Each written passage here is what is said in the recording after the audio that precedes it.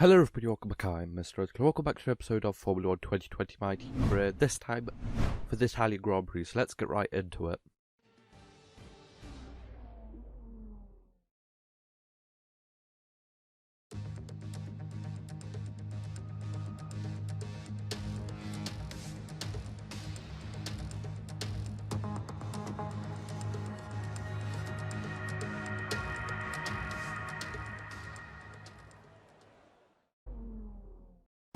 Okay, so here I am out for my third flying lap, as this is.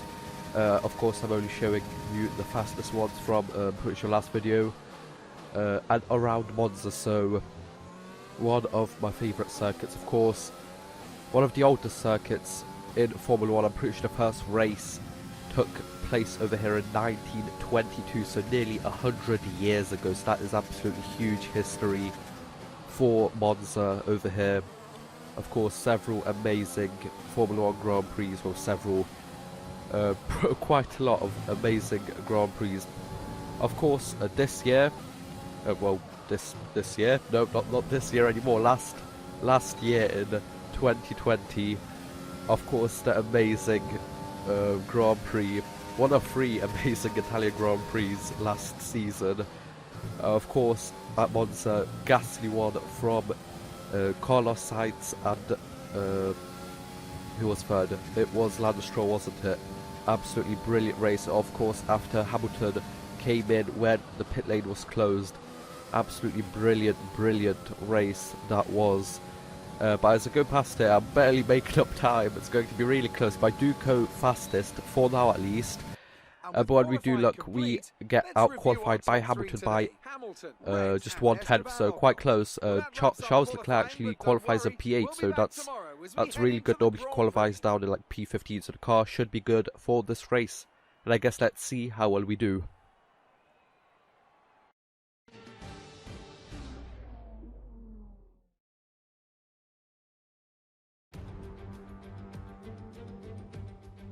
We're back in Italy once again for another round of the Formula 1 World Championship. And what a great race is in store for us today here at the oldest circuit on the calendar. Monza hosted its first race all the way back in 1922. With top speeds reaching 215 miles per hour, only a few places can challenge Monza's crown as the fastest circuit in F1. Hard braking zones going into the 3 chicanes make up the majority of the 11 corners on this 3.6-mile circuit. And just in case the slipstream wasn't enough, 2 DRS zones will help encourage some closer action. Also here, of course, is Anthony Davidson. Let's talk about Red. What do you make of their performance so far this season? It's been a really solid year so far. There have been some incredible standout performances, but what's really impressed me has been the consistency.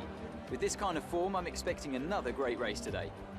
Before we begin, let's take a quick look at the grid lineup for today's race. Lewis Hamilton lines up on pole position, and Red completes the front row. As we continue through the rest of the grid today, we have Ocon, Bottas, Pierre Gasly and Norris, Ricciardo, Leclerc, Kvyat and Sergio Perez, Giovinazzi, Vettel, Lance Stroll and Sainz, De Vries, Latifi, Alexander Albon and Max Verstappen. King, Russell, Magnussen and Romain Grosjean sits at the back of the grid.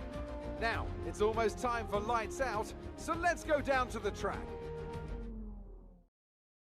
Okay, so here we are getting ready for lights out. Of course, starting second, but I do have the inside line for the first corner, the outside line for the second one. But will I even need to worry about getting the inside line if I get a better start than Hamilton? Kind of closed him off over here, trying to pinch him out, but he does get a better kind of like second kind of like phase of the start. But I do get in first for the first and second corner, and I am leading the race. There's a yellow flag at the back, so probably some contact between people closer to the back of the field, as there always is at Monza. Of course, turn 1 on online lobby is probably one of the worst turn 1s of all time, because you just go, it's going from like so high speeds down to basically like 80 kilometers an hour or so, maybe a bit more. But it depends. But on lap 2 over Hamilton gets a better run out of turn 2 at us, and he tries to overtake us, but we do, well, kind of more have more confidence on the brakes and brake a bit later than him, which is good, as we kind of mess up the braking point over there, and Hamilton actually overtakes us once again. But now I am going to be behind him. No DRS yet, it's only lap 2, but I do have ERS, of course, to use, and I do have the slipstream, and I do pass him really easily, as I am running a setup that I found on the internet, on a website. I can't really remember the website's name, but well, basically my front wing is at 1, so the lowest possible kind of like position, and my rear wing is at 6, so I can still kind of get around corners, but I am really fast down the straights. As Ocon did have a look at first place over there, but I was kind of too far away, and I kept the place as he's going down over here again. But I do manage to hold him off once more. There you go, we are still in P1, and of course have the fastest lap for now, which is nice. In season 1, when we did actually go to the well, when we went to Monza, I finished in P4, I'm pretty sure it was, just one off the podium. Not really sure where we qualified. I'm pretty sure it was around P6 or like P8, maybe something like that. I can't remember, it has been a while, but we definitely have a way better car now than we did last season, as we are actually fighting for the title, of course. About 38 points away from Hamilton right now. I'm not too sure, as Ocon does overtake me over there, and there's some yellow flags over here. I'm not really sure for what. It looks like Ocon has slowed down. It is for Ocon. The yellow flags are for Ocon. He has slowed down, and probably like DNFing from this race.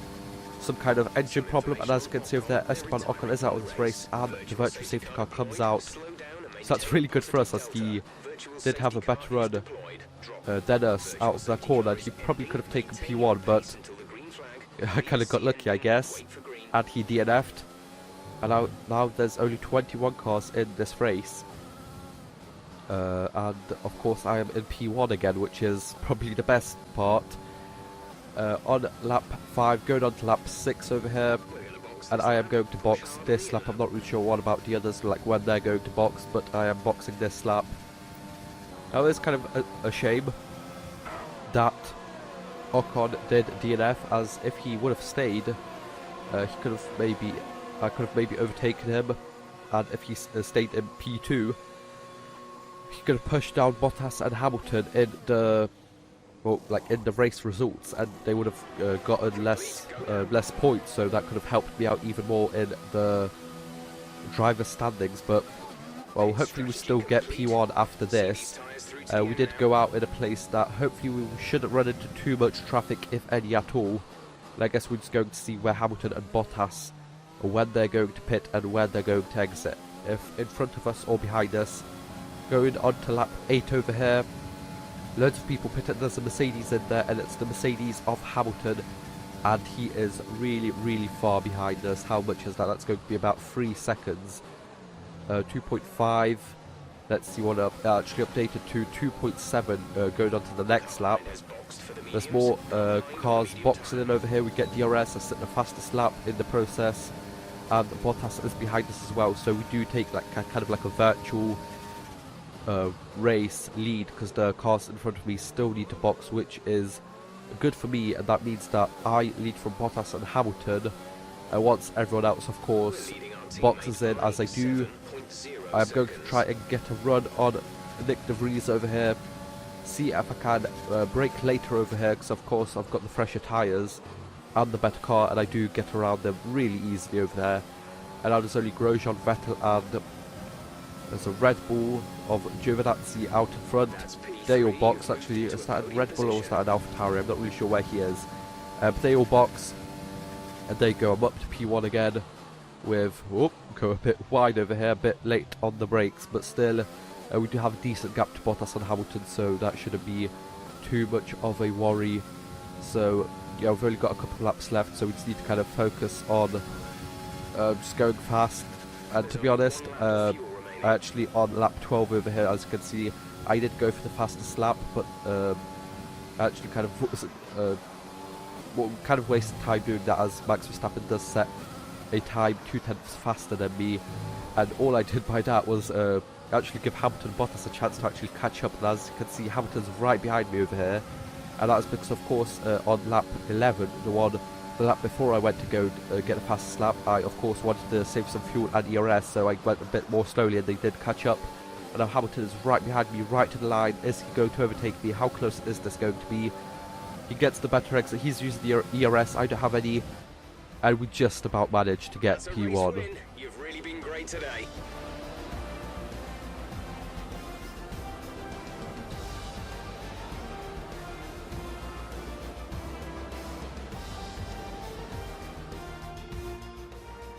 It wasn't always plain sailing today, but a very important win nonetheless. So Anthony, what made the difference out there today? I think that smart time management on track and very smooth driving definitely assisted in their victory today. That combination meant they got the absolute maximum out of their tyres at all times. The faces on our top three look so incredibly happy as they make their way up to the podium. A much-deserved victory and a brilliant performance from them all.